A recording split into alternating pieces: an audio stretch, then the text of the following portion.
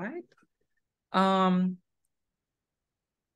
so yeah, so I have a request. Yes, of course.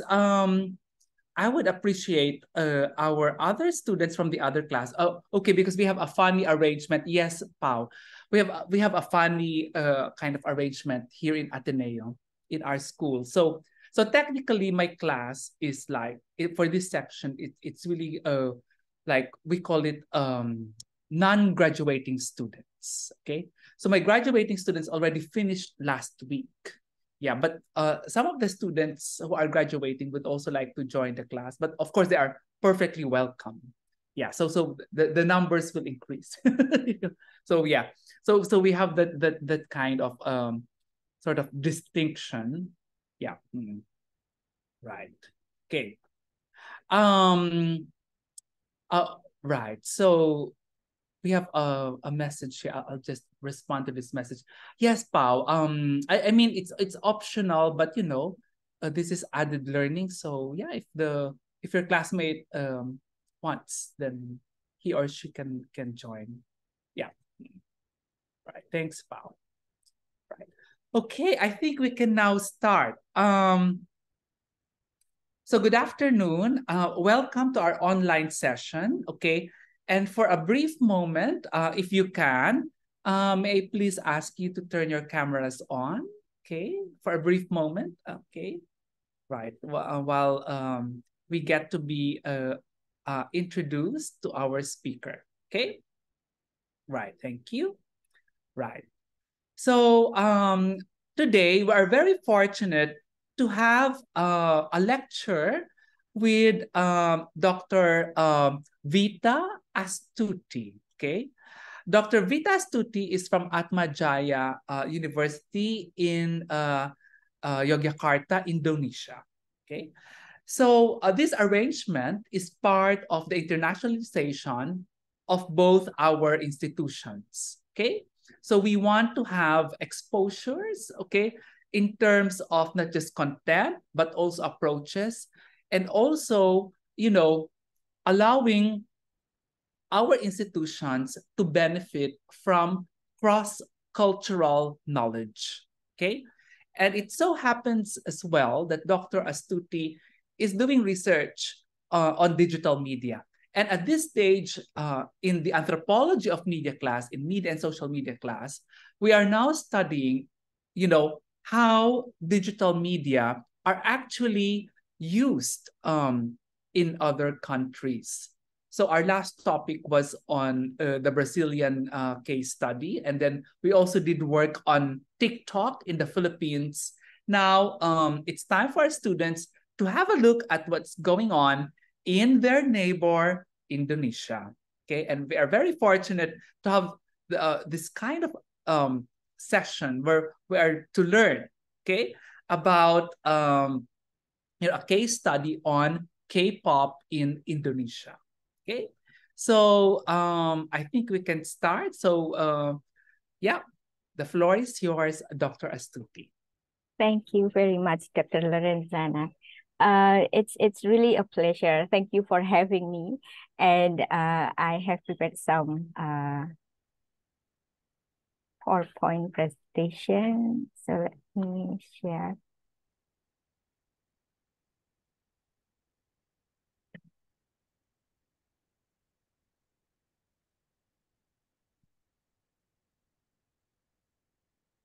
Okay.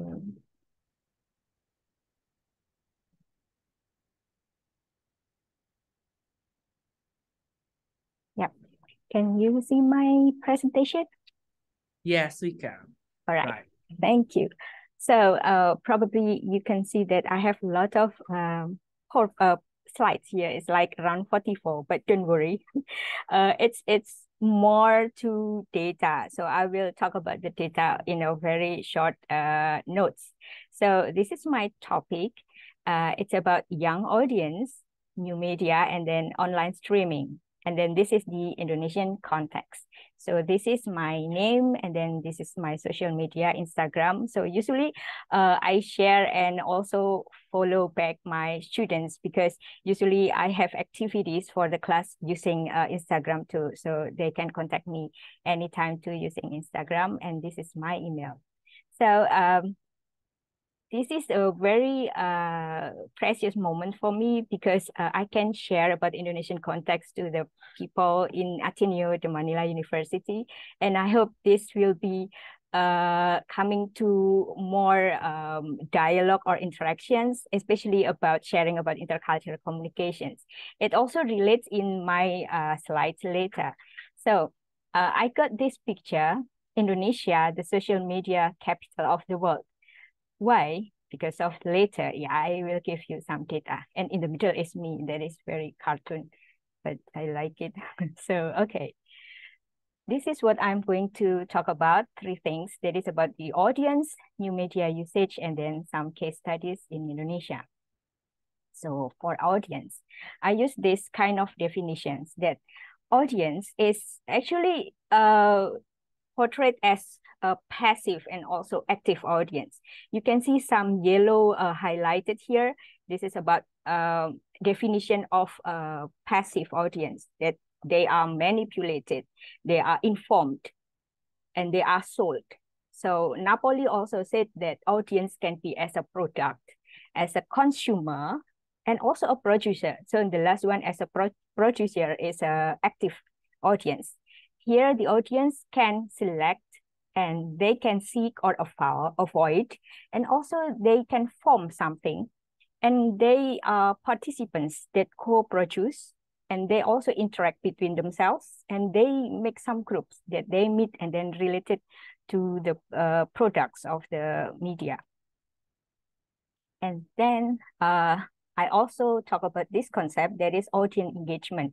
I use this definition that audience engagement is actually refers to the cognitive, emotional, or affective. So it's about the brain, about the thinking process, and also about feelings, about the response of the experience that users have related to media contents or brands. And then engagement also show how audiences experience media content, artifacts, and events. So it's related to their experience of live performances, and they use media to engage, or they participate in the media itself, or they participate in the world of social media. So these 2 things are the main concepts. And then the types of engagement is, as I said before, is about reception-oriented or passive audience, or production-oriented or active audience. And the later, the second one, pointing to how producer encourage audiences. So the audience become active because they contribute content and story ideas to publication and post. So maybe this is very abstract. Yeah. So I will give you more information. So now we go to Indonesian context. So this is the flag, red and white, and then Indonesia's total population was, this is in January, 276.4 million, and it's number 4 in the world. And the median age is 29.8 years old. And then 63.8%, they are young voters. Why I mention voters? Because this is very significant. And then one more to point out is Indonesia is a multicultural country. So under the flag, I show you the traditional clothes, and then the people, the hair, and also the faces, the skin, they are all different. So we have around more than 1,000 ethnicities, and the culture is more than that too. So it is a very high population, very multicultural. That's the context.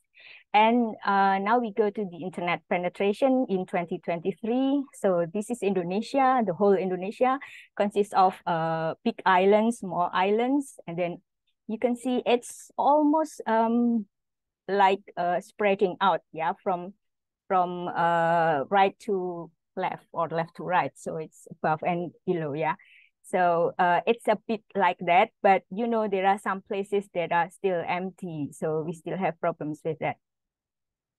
And this is some examples about young audience. That is, they use the internet to support learning activities at school, especially in the pandemic, like starting in 2020. So they use this for online classes. But then until now, we are having a good time now. We still need internet and like online related activities.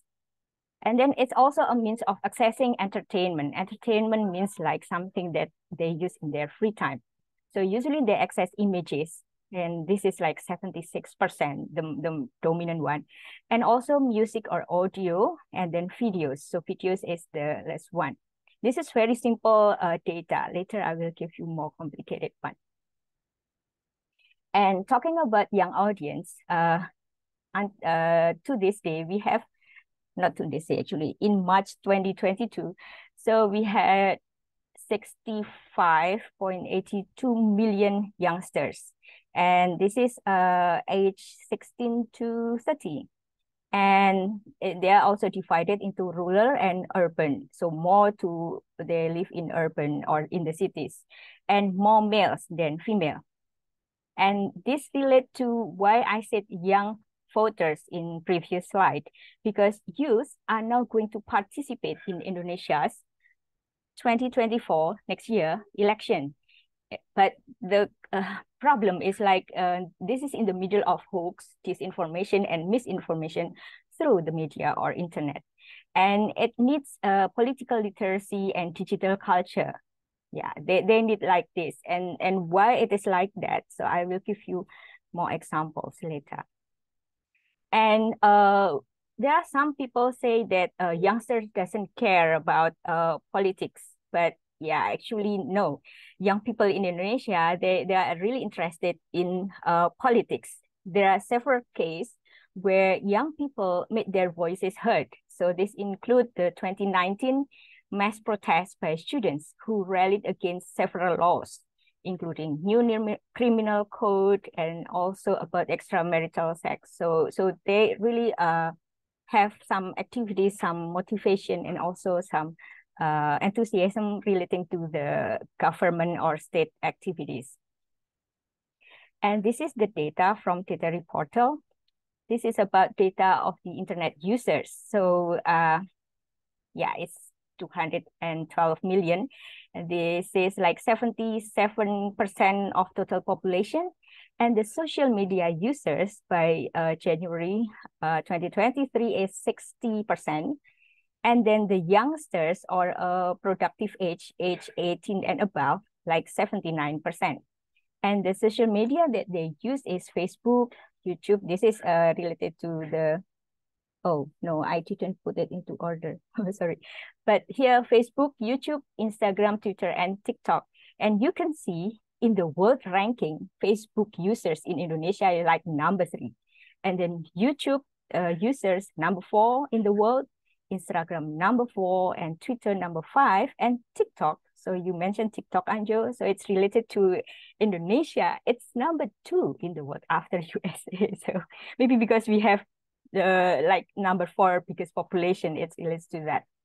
And now I go to new media usage.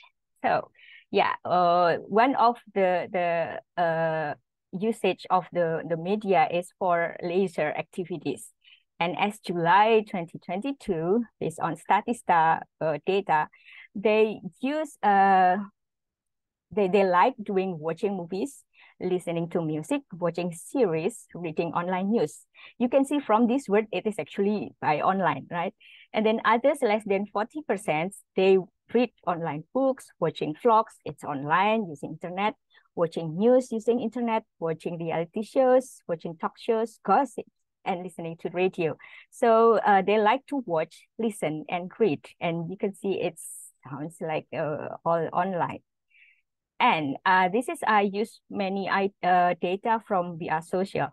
So from this data about Indonesia, the total population is like this. And then you can see the internet users is 2 million. But in the middle, the cellular mobile connections. So it's like 128% of population. So you can imagine that with 200 million population and 300 million cellular mobile, it means like one person has more than one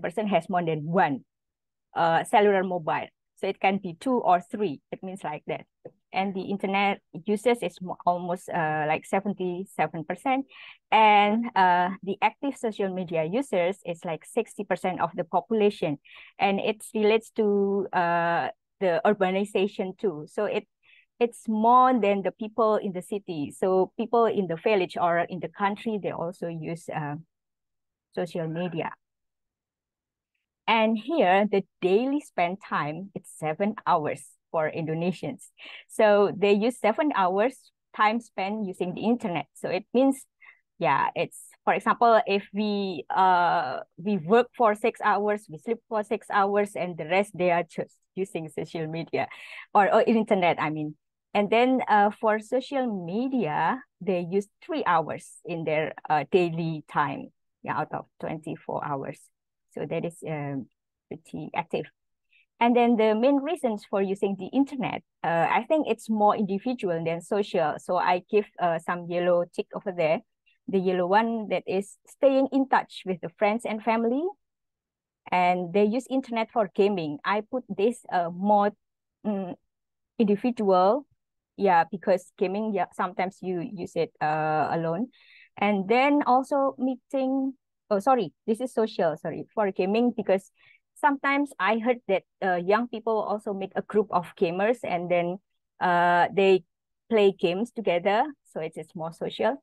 And then meeting new people and making new connections. So they use the internet for that. And the others is for individual needs. For social media use, this is interesting for this data. The average number of social platforms used each month is 8. So how many social platforms? It's like many, but here 8 platforms. So we will see later for what kind of platforms that is used by Indonesia. So this is the main reason for using social media, maybe because this is social media, so it's less individual than social. So I give a tick to the social, keeping in touch with friends and family, seeing what's being talked about. It's social because it relates to the information below, avoiding missing out or FOMO. So they need to know what's being talked about so they are not missing out from the information. And also finding like-minded communities. They want to, form a kind of organization or community. And posting about your life because they need their life to be known, I think. And then they talk about it and then they need replies and comments. Making new contacts and sharing and discussing opinions. And the last one, watching or following sports. This also relates to FOMO. For example, there is a football game and they don't know who wins. So it feels like, wow, it's really FOMO. They need to know. And then most used social media platforms. I mentioned before that there are 8 social media platforms and there are more than 8. You can see here, they use WhatsApp, Instagram, Facebook, TikTok, Telegram, usually for watching K-dramas, Twitter, Facebook Messenger, Snack Video, Pinterest, and others. Line is less now. And then the most favorite one is WhatsApp, Instagram, TikTok, Facebook, and Twitter.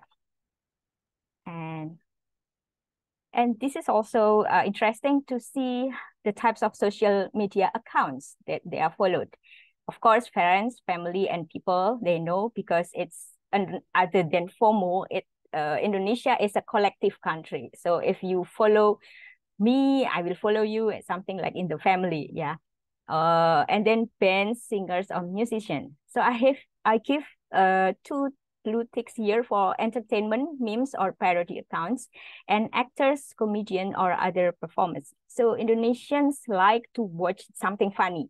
They like to laugh. And I think this is the reason why they want to follow, they don't want to miss out. This is also FOMO. What's so funny today? What's so viral about funny things? So it's related to that too. Like what's the comedian say about something? So yeah. And then this is the ranking of the application. I give a circle over there. CapCut, TikTok, Facebook, and Instagram is the most for. It's really relatable to production that the what's it audience as a producer. They produce videos using CapCut, and then they upload it into TikTok, Facebook, or Instagram, and others. And then this is the case study. The first is I use Irshad's writing, The Roles of Social Media Companies. So why I use this? Because this is interesting to see how the audience and the government and the social media companies relate to each other using social media. So Twitter, Facebook, and Google have their own policy, their own rules to process legal demands from governments and courts. So usually this is in the terms and conditions that we rarely read. Yeah, so it's there actually. So the government, Indonesian government, through the Ministry of Communication and Information Technology, in 2018, sending a kind of request like related to 1,600 accounts. And they have some problems with these accounts. It's related to some criminality, or it's also about something that is not good, yeah, using their tweets. And this is like the accounts withheld. Withheld means like banned. And it's not only accounts, sometimes only tweets. Yeah, the tweets is also withheld or banned. And then some accounts violate the terms and conditions. So term of, as I don't remember, term of conditions, something like related to that is 4.3K. And for Facebook, Indonesia also requests some accounts that really give a danger to the government and especially to the Indonesian society. So these are the number.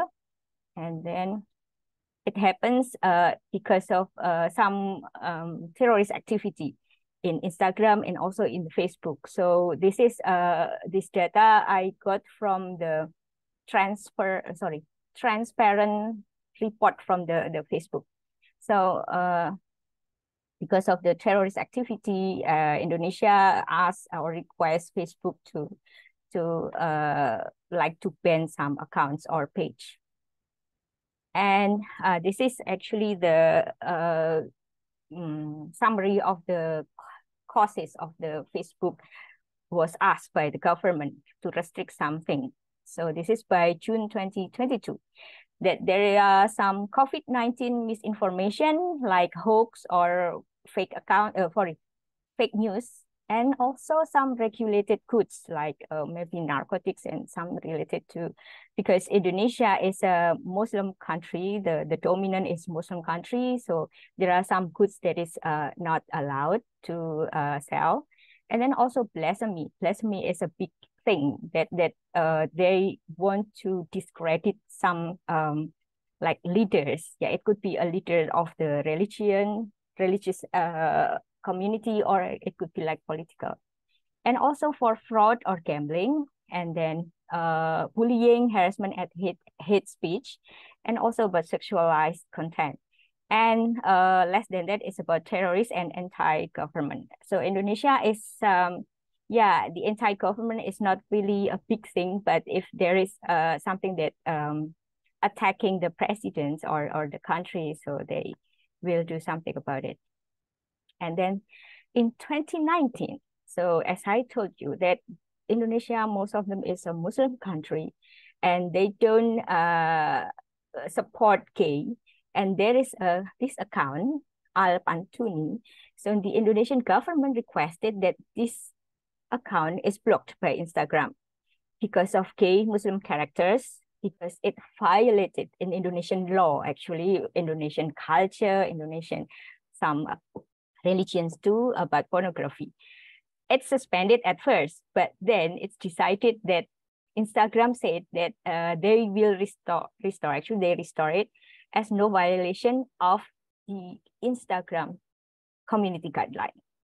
So the last sentence that I put here, in a place where LGBTQ+ people often face persecution, Instagram serve as a safe space to communicate. So they are safe in the social media. Although in Indonesia, actually, some people, they don't agree with that. But you can see there are 5,000 followers, okay? And then the next, I think this is very global trend about Kiki Challenge. So in Indonesia, and the trend grew even bigger because the Indonesian celebrities support this and they join the hype. Yeah, but it also raises safety concern because there is something viral here. This account, Iba Fabi, he's not only dancing next to the open door car, but he's also going up to the moving car and then dance over there. And then he uploaded to Instagram and saying, don't do this unless you have 9 lives. And he is safe actually, but this triggers some controversial issues. And it is replied by the police department account in Indonesia. Below here is actually the police department account. They make a kind of Kiki challenge campaign not to do this, how can I say? Not to do Kiki challenge campaign. So because the challenge violated the law and it could be fined 3 months in jail or pay $50. So the video is saying that this is the kind of community advertisement not to do that. So it's a kind of interaction or dialogue between the posting of this Kiki challenge. And then in March 2023, Indonesians are lucky that Blackpink have their concert here. And then I put the Kang Maman Blackpink because Black actually in Indonesian is this kind of can tin container. We call it black, and then it's pink, so Blackpink. Actually, it's just a parody. So this account is actually my student account in Instagram, and then I saw this phenomenon because I also follow my students' account. They saw something like this. This is the posters. They showed they have the Blackpink merchandise. They showed they are inside the concert. They showed they're in front of the concert. So these are like in March is really my my view of my Instagram is full of this kind of pictures from my students. And then I think this is a phenomenon that okay, so you just watch the concert, but it comes to social media. You want to be showing that you are not FOMO. You go to the concert. The concert is in Jakarta, the capital city of Indonesia, and Jogja is a kind of 1 hour flight, more than 1 hour, I think, to Jakarta, and they did that. And yeah, so it's really viral in Instagram, especially in my students' one. But this relates to the article that I sent you, Anjo. It's not only that, not only showing that they are there, but actually it is maybe the political parties a kind of use this chance to entice young voters. So yeah, there are like in this article, there are 2 parties, PSI and also Gerindra. They use Twitter in their Twitter account. They want to give away tickets, free tickets for watching this Blackpink concert. If sorry, I need to read. So they should the people should follow the political parties' Twitter accounts and reposted the giveaway post. That is for Indonesian Solidarity Party. And then for the other party, Gerindra, they can win if they tag the Gerindra or the political parties' Twitter or social media accounts, and also the social media accounts of the leader of the party. So I will show you this.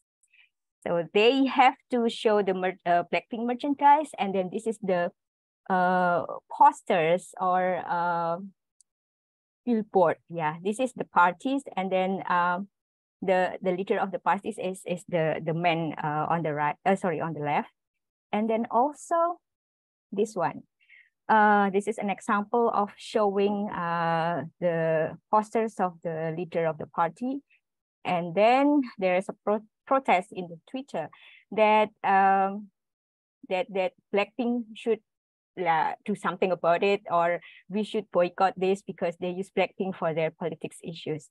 So you can see that the social media capital and young voters are seen by this political party, and they want to use it. And then another case is about, this is a good news actually.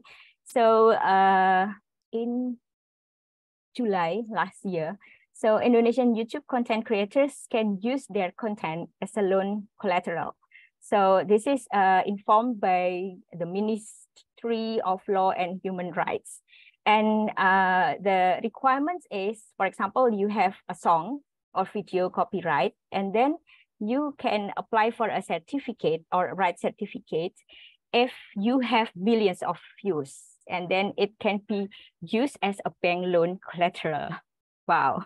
And then the banks, I have checked some articles about this for the bank, what is it, news. They said, yeah, it's legal. So yeah, it happens. But I don't know the result, whether they use it or not.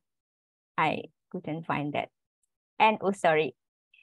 Actually, sorry.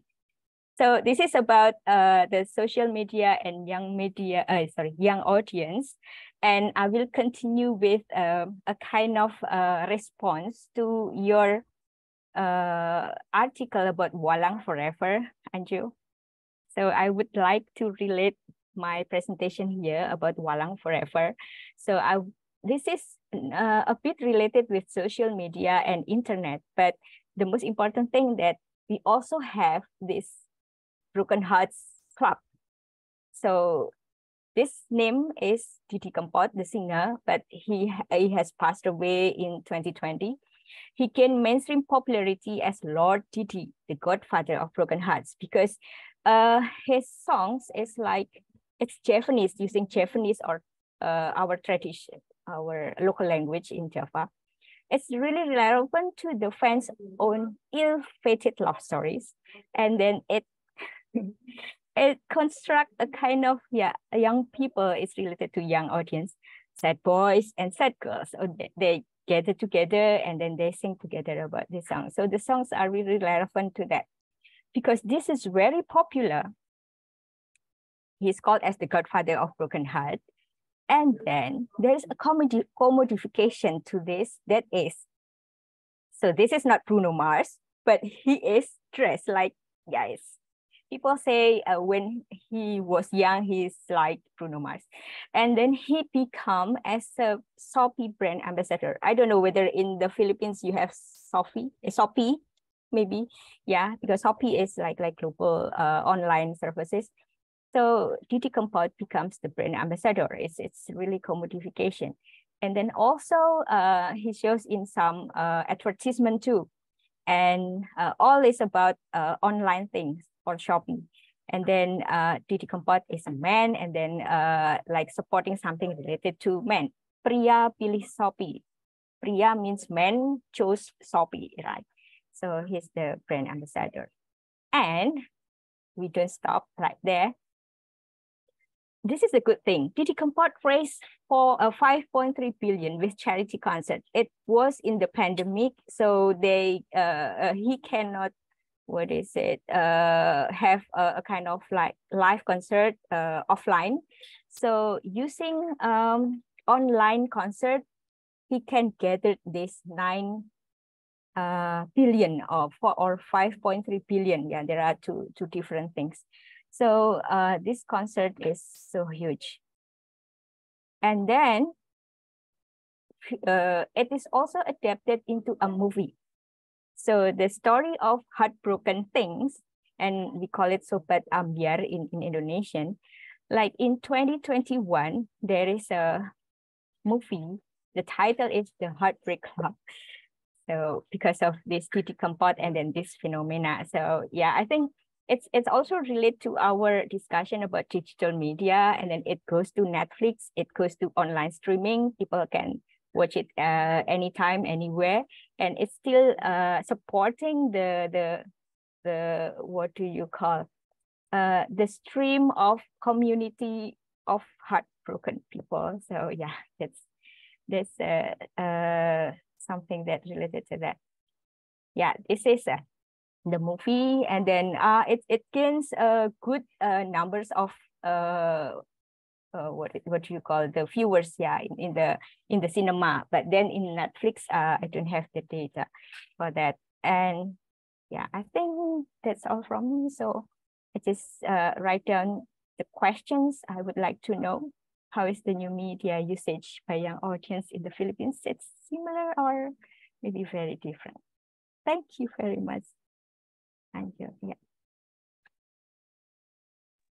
Thank you so much, Vita. That was really, interesting, and lots of similarities actually come to think of it, especially, yeah. I mean, let's begin talking about those, case studies which you actually mentioned. Okay, but before anything else, I'd like to welcome both Filipino and Indonesian students in this class because at this time, we are already at 20 plus, okay, including your students, okay, from Atmajaya, okay. So at this point, I think we're ready to take questions from the audience, actually, from our students, okay.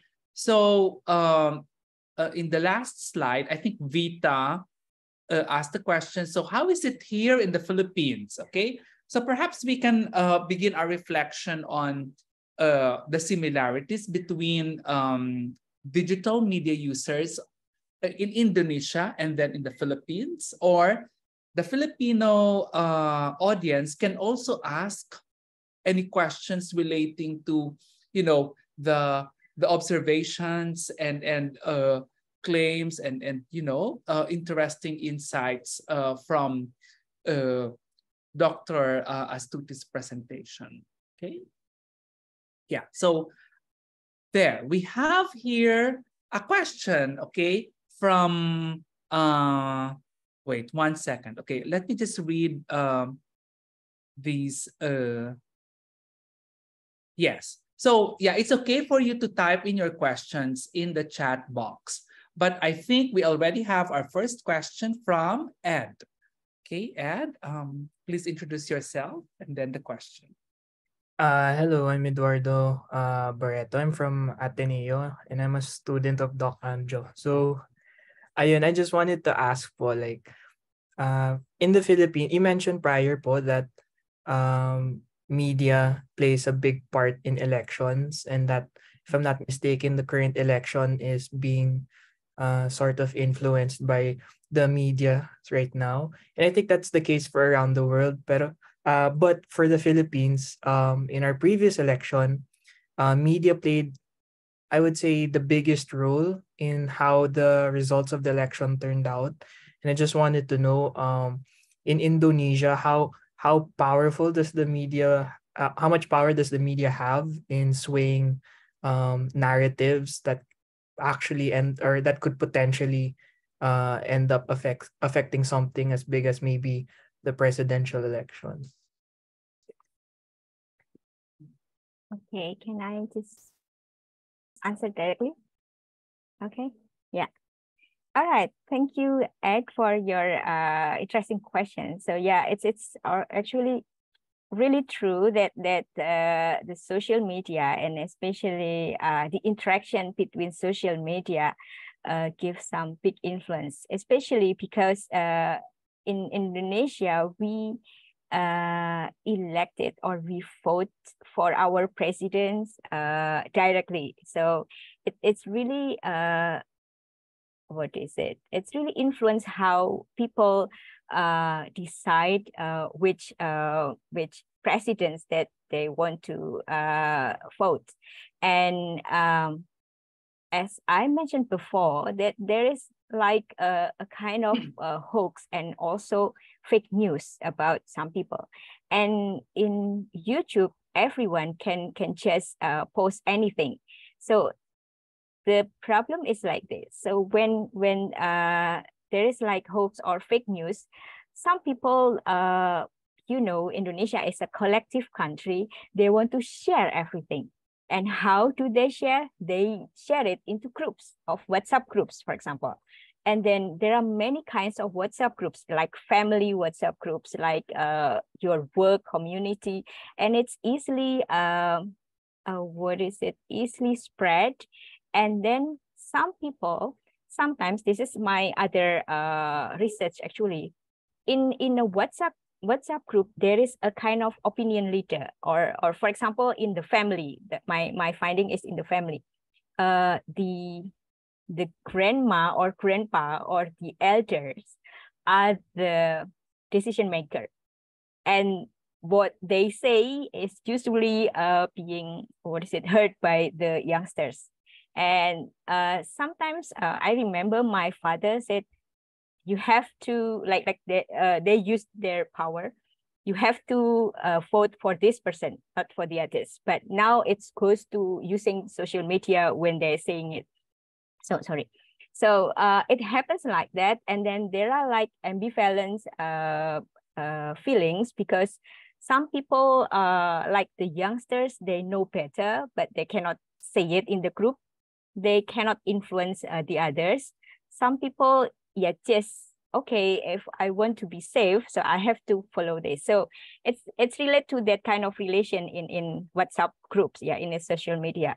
And talking about swing voters, it's yeah, it happens, but for our previous presidents that now actually he's still the president, he served for 2 periods. It's really influenced the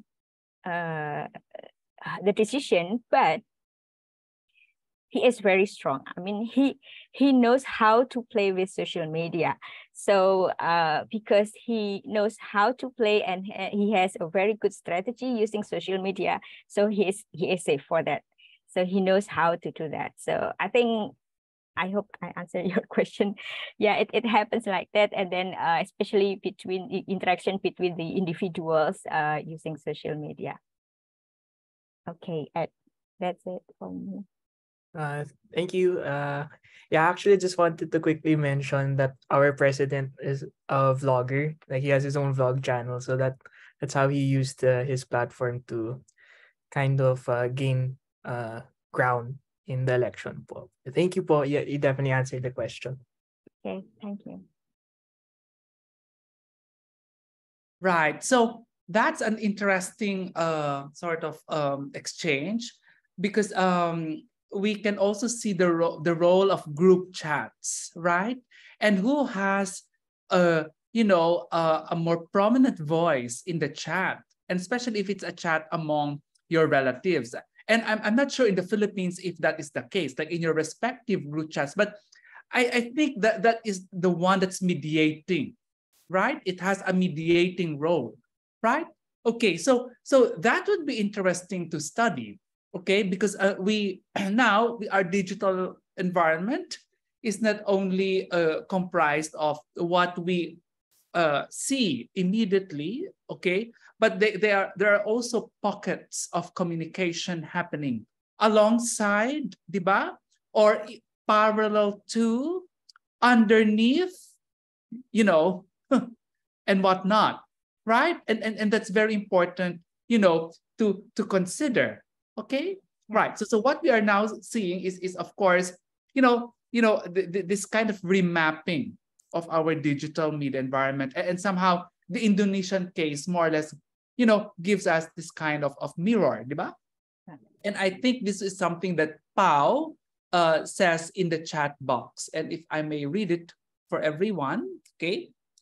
So the way the Philippines and Indonesia use the internet or uses the internet is quite similar, in the sense that a large portion of the social media population here also uses these platforms to connect with others, okay?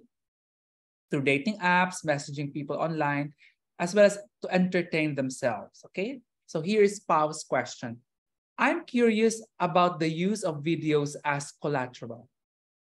Does this mean that they can sell the rights of the video to someone else, which would mean that someone else can profit off or can profit from the original video. So yeah, perhaps some more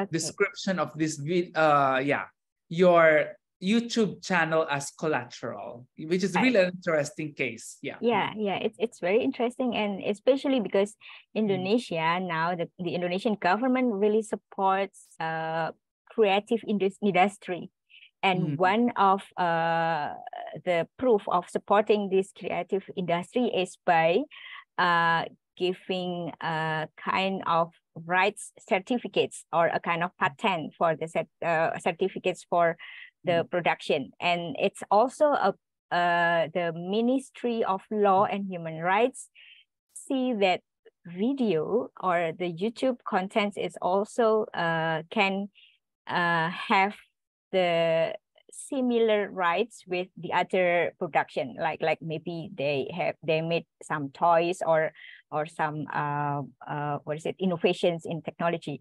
And here, this is the videos as collateral is for loan, only for loan, for borrowing money to the bank. So the certificate is not sold to the others, but it is for collateral loan. So you can use these certificates to borrow money, just that. So the rights, it's still on the owner. So the owner doesn't lose their rights, but the owner can use the certificates or the rights of the YouTube content as borrowing money. So just that. So yeah, maybe this is why just borrowing money, because borrowing money is important in Indonesia. Like if they want to make to create a new industry or like entrepreneurship, they need some capital and they need to borrow money from the bank. So far, before that, we can borrow money using house certificates, using car certificates, car ownership statement. I don't know the what's the term in English, but if you have this car ownership, you can borrow some money. So it's like the number is related to the collateral. So PAO, it is only for borrowing money. So it's not talking about this is original or not, but it is about borrowing money. But then what is the power of these rights certificates? The owner can sue the other people who misuse the original video. If it is proven that exactly there are some rules, maybe like 99% or 95% similarity, so it's like turn it in, right? Yeah. So you by this certificate, the owner can sue the other content creator if they use this the original video. But for the rights is only for borrowing money to the bank. Yeah. Thank you. Yeah. Thanks a lot. Right. Any more questions from the audience? Okay.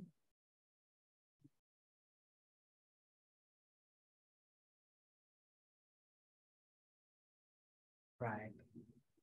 So I have a question, actually, and just for context, so Vita shared the example of this singer. Okay, what's his name again? Didi. Kiki, yeah, Didi, yeah, Didi, and for the Filipino audience, I mean, this is something like similar to hugot, you know, the practice of hugot. Okay, and in a lecture I gave, I think last week to the Indonesian class, so I talked about hugot and how it is manifesting in the hashtag walang forever. All right. And so Vita picked that up, okay, and also presented a similar case study in the Indonesian context. Whereas in the Philippines, you know, there are hugot songs, there are hugot tweets, etc. In Indonesia, exactly, this singer was really embodied hugot in that sense of hugot as heartbreak, the expression of heartbreak. Okay, so yeah, it's very interesting how I think so I think my question there is okay, so is like being in a relationship and how digital media facilitate this kind of romantic relationship among young people. Okay, so is this something like young people take like seriously or value a lot, you know, having that kind of pressure to be in a kind of romantic relationship, because somehow this relates to a similar observation on the fear of missing out. Is there like FOMO if young people are not in a relationship? So how is it so, and what's the role of digital media there? Right. Yeah, it's really relevant to our topics about young audience. Yeah. Yeah, because how can I say this? Yeah. So the phenomenon of heartbroken means like there are something wrong about it. Like many Yeah. people have problems with their relationship, and especially this is maybe unrequited love, I think, because they haven't started the relationship yet, but there's already heartbreaking. So Yeah. the first is in my experience with my students is actually I think seeing the data of Indonesian population and especially about the young people, it's not balanced. It's more male than female. So that's the first problem. So you cannot have like one and one, like a couple that is really even number.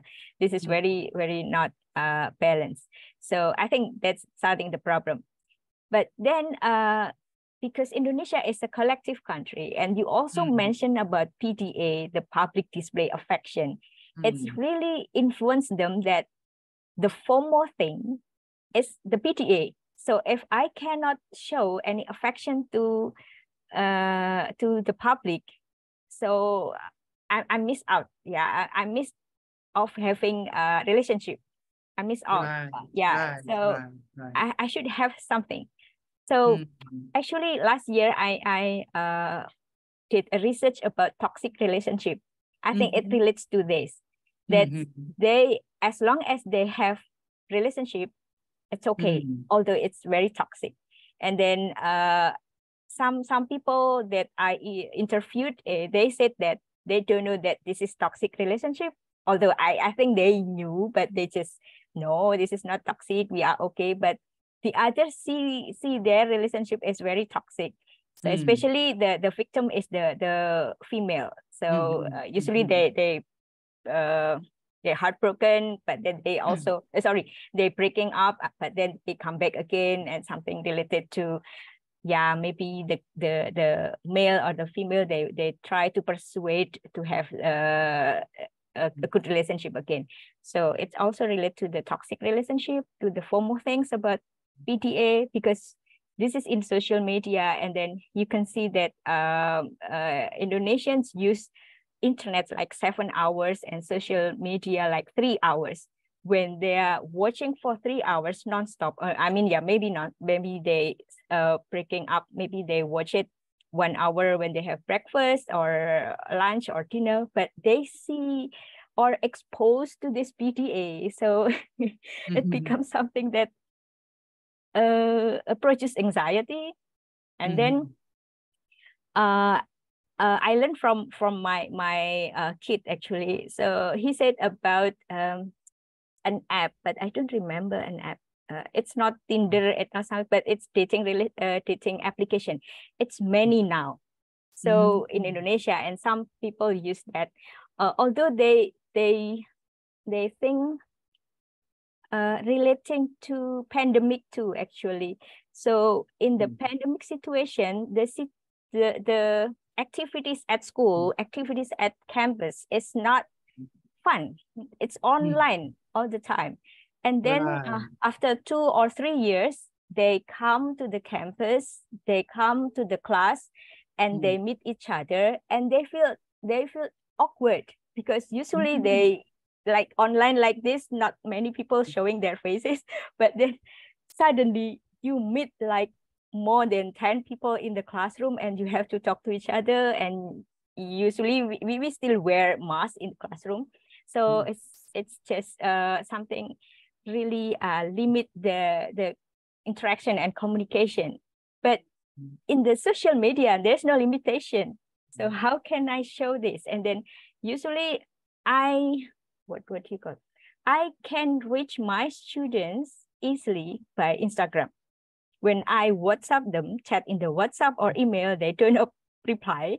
But when I saw their story, and for example, they haven't sent me research proposal for a month, for example, and they show that they went to Blackpink concert, for example, and then I just reply to the story, hey, what about meeting me tomorrow? And then so they finally replied. So I think social media is very influential to the decision of this kind of heartbroken thing. And especially now, because of social media, although the number of the female is less, but I think these females, they have a kind of choices, they have the rights to choose. And then because of the social media, they have this kind of bargaining points, maybe, I don't know. Right. So it's really challenging now to have relationships. And there are more spinsters too in Indonesia, because I also have is having research about female single working age. So they feel they are okay, they don't have relationship because they have some experiences of being heartbroken for many times, and then they decided not. But I think that is the trend too for the female in Indonesia, especially because they have to they enjoy working maybe, and they enjoy their independence. So yeah, for male, be careful. Maybe there will be less people, less females. Right. Yeah, that's the story. All right, really interesting dynamics. And then how, for instance, digital media can actually empower women in the world of dating. As you said, they have some kind of bargaining power. Yeah. Okay. Right. Now we have a question here from Pace August, and I think he says, I want to know about culture or ethnic content in social media. Can it influence a multi-ethnic society? Okay. As like Indonesia or Philippines, I think that the culture needs to be kept in existence as local wisdom. And then, if we continue culture, the production of culture, it makes, it gives pride to a nation. Okay.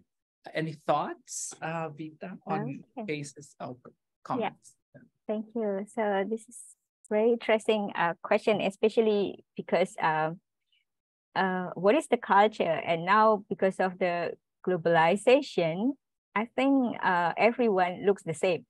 I have a question about how the Korean wave in the Philippines, but maybe later you can you can tell me later. So because of this Korean wave in Indonesia, I think people now is like the young people now is look like Korean. So sometimes they use Korean language to greet me, like 안녕하세요. Although I've been to Korea like 2 months, and then when I went back, and then everyone talked to me in Korean. So that we talked in English or Indonesian, come on. So yeah, the globalization really endangered the culture, especially in Indonesia. There are lots of traditional culture, but you can see that because this is traditional, and traditional things is really complicated, really cost money a lot. There are many rituals, and young people now more like instant thing, more like not cheap, practical things. So it's really endanger the sustainability of the culture in Indonesia. And yeah, I know what Agus think that about how we show the existence. We can, so actually in Indonesia there was batik is from Indonesia, and then Indonesians acquire this batik as the national heritage. So there is this kind of challenge like batik challenge, and it went viral. I think it's 2 or 3 years ago, before the pandemic.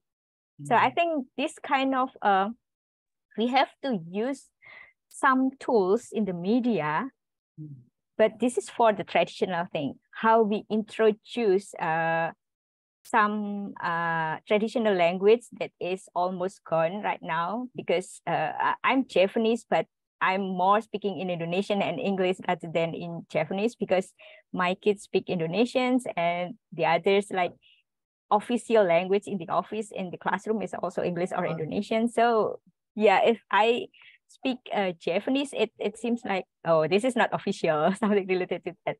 So it's getting less and less people using our local language. So maybe yeah, but thinking about culture is dynamic, right? So maybe we have to accept that we don't use it anymore, like the traditional calligraphy of Japanese. So we just use it for the name of the streets, but we don't use it as our spoken language.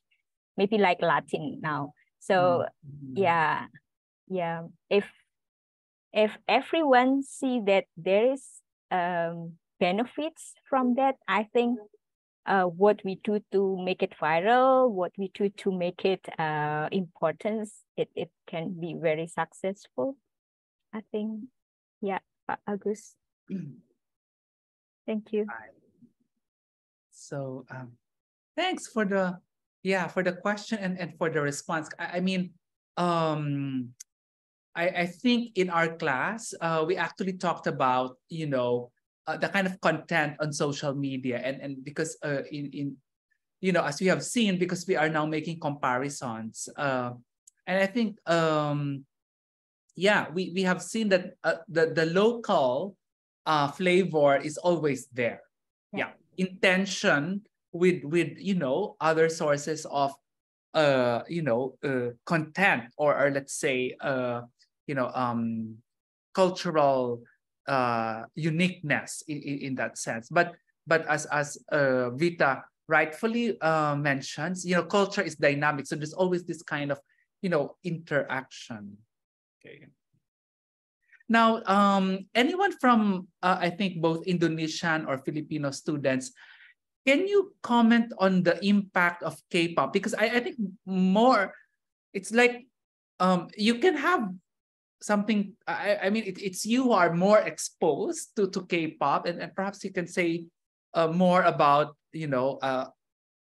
how it influences not just the general popular culture of a nation, okay, but also how as is common in Philippines and Indonesia, how K-pop fans can become forces for political action, for that matter. But anyone? There. Okay, Gia. Yeah, go ahead. Hello, it's so nice to meet you. Thank you for speaking in our class. It was a great talk. With regards to the influence of K-pop, I think in the Philippines primarily, it can't, or rather, at least for me, I don't see it as much in the political arena as much as it does in Indonesia, as much as it is prominent in Indonesia. However, one aspect that I noticed with regards to, as Doc Andrew mentioned, popular culture, is its influence in fashion. I was discussing with my art appreciation professor that each country, there was a series of photos taken of each country's fashion statement. So in Europe, they had these types of clothes, and in Japan, they had these sorts of clothes, and Korea, of course. And one thing I noticed is that the Philippines, in those series of photos, didn't necessarily have a statement piece. So I think that even until now on social media specifically, you will find clothing stores that cater specifically to the K-pop style of clothing. So I think even lifestyle is definitely influenced by K-pop, and it's just so fascinating to see its political influence in Indonesia.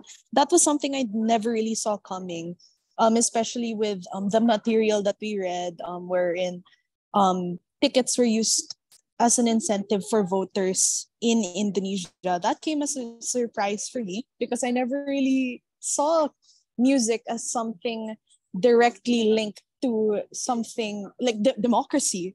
So is it democracy at all if it's used as a means to bribe? And there are questions such as those things that pop into mind. So definitely such an insightful talk, and it just shows the other side of K-pop influence and this so to say Hallyu wave. So yes, very enlightening talk. Thank you. Thank you. Yeah. Yes, thank you, Gia. Right. Oh, okay. We have a similar point from Pau. Okay. So yeah, let's read it because it's in the same thread of conversation. Okay, there are some subgroups, okay, or fans for Lenny, K-pop fans for Lenny, in the campaign for Lenny Robredo was also a presidential contender in our last elections. Okay, right. Last year also used K-pop fan activities and initiatives to promote her campaign. This can look like photo cards with Lenny Robredo in them, and even flash dances as a means to spread her influence. So even in Philippines, K-pop was used as part of the campaign strategy. Okay, by one of the candidates actually. Right. So, yeah. but I think the lesson here is the influence of K-pop varies in each society. In the Philippines, it's really in the realm of fashion, as Gia mentioned, as well as in political communication. Okay, because there's a certain meaning that people attach to K-pop, right? And in the Philippines, perhaps it's probably that aura and perhaps that kind of solidarity that it creates as K-pop fans. And in Indonesian case, if we take an anthropological perspective, I guess it has something to do with the economic value of media products. Right. Yeah. So I think that's really something, quite unique. Unique in a sense that it's really the conditions in Indonesian society which allow for this possibility. Okay, that for instance you can use as collateral your YouTube content, diba? The content that you create.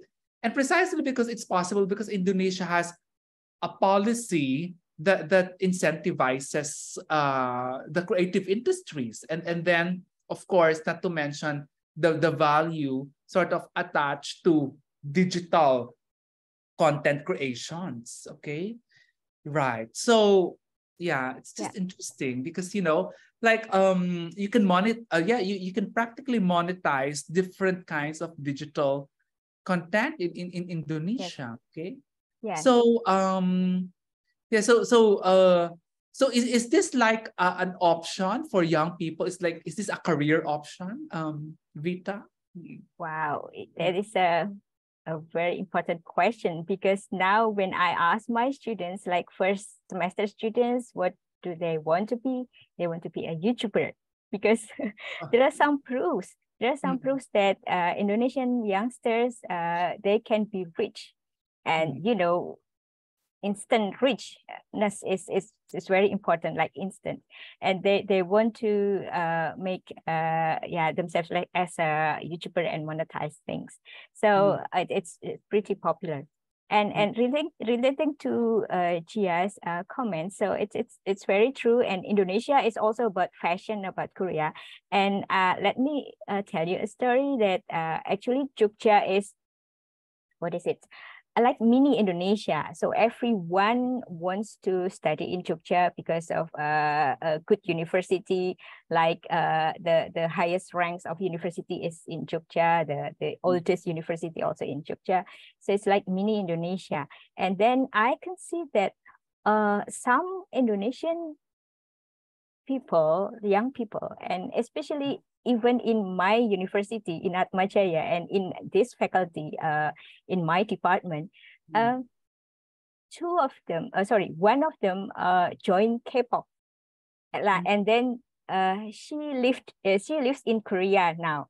So being K-pop girls is open for everyone, not only for the Koreans. And there is a K-pop group like Z Girls. I think, I don't remember the name. I think Z Girls. One of them is actually my former students, and it is really real for the Indonesians. Like, if you can see Zevanya, so her name is Zevanya. She is a proof of something that people think this is a dream, being a K-pop singers, but she is real, and she lives with us here like some years, like maybe 2014 to 2016. Now she's in Korea. And then another one from Jogja too, from Yogyakarta, Dita Karang. She is supported by the Ministry of Creative Industry as the ambassador of Indonesia to be I don't remember. I think a singer too in Korea. So the embassy, the Indonesian embassy in Korea, really support Dita Karang, this young girl, the Indonesian young girl, to have career in Korea. And then one of my students, and she's still studying, really look like Jennie Blackpink, and she's very popular. And her Instagram account is verified, having this blue check, because of this popularity and then her similarity with Jennie Blackpink, but she's still here. So this kind of situation that the love or the fans of Korean is really a capital for Indonesia political party. They see this, and I can understand why they do anything to get voters, because there are many political parties. It's very competitive, and there are some candidates of presidential for next year. So it's very competitive, and you have to do many things, many strategies to win the election. And especially there are 60% more of them is young voters in next year. So it's really important for them to at least expose them to their life, expose this kind of identity of the party in their lives. And they use this social media and also the Korean Hallus for that. So Chia, you can see the ambience of using this. And there are actually very complicated issues in political life in Indonesia, because some using identity politics like religion, because this is huge. We have like 6 official religions, but only one is the biggest one, that is Muslim. And the parties should also try to persuade other religions to vote for them too, right? So they do something like religious political identity and economic identity that relates to that. So it's pretty dynamic because of the very competitive challenge in Indonesia. So anything will be done for them. I mean, they will do anything for this, I think. Yeah. All right. Thank you so much. Unfortunately, we don't have enough time. Okay. Right. But yes, I mean, Indonesia is really a very multicultural society, and with that, of course, there's like endless possibilities, diba? Because we're just talking about, the experience here in Java, and there are also other islands in Indonesia, and there's also the capital, the Jakarta experience, the Jogja experience, or we're not even talking about Bali, I mean. You haven't. And on that note, I'd like to promote that we actually have an exchange program between Atmajaya and the Department of Communication. So if there are any students here interested to go to Atmajaya to spend, a semester, so there's a generous kind of, package. Yeah, you just need to inform us if you want to spend a semester, in Indonesia. In the same way, Indonesian students can also spend some time here in Ateneo for a semester. So we have that kind of arrangement, and yep, and of course, yes, as you have learned in my class as well, in one of the modules, we used the Indonesian case study to talk about cultural dynamics, okay, and especially how anthropology, allows us, okay, to examine culture, okay, right. So on that note, we'd like to thank profoundly Dr. Vita Astuti for, this very wonderful lecture and for a very engaging interaction, okay. So now may I request our students to please turn their cameras on for our picture taking. Yes. Right. So please hold your smile, okay, while I take your picture. All right. Okay. Sige. Right. So 1, 2, 3, smile. Okay, one more. Right. Okay. 1, 2, 3, smile. Okay. All right. Thank you very much. Thank For this. you. Yeah, it's really my pleasure to share about Indonesian stories. So if you have some classes, and then you can invite me anytime to share about that. Okay. Yeah, Yeah. definitely. I mean, your research is totally interesting, and perhaps one of these days, we can organize another seminar, this Right. time focusing on other aspects of your research. Thank you. Thank you everyone for listening and to ask questions. Okay. All right. So I'll see you class on Friday. Just wait for my announcement on Canvas. Okay. Right.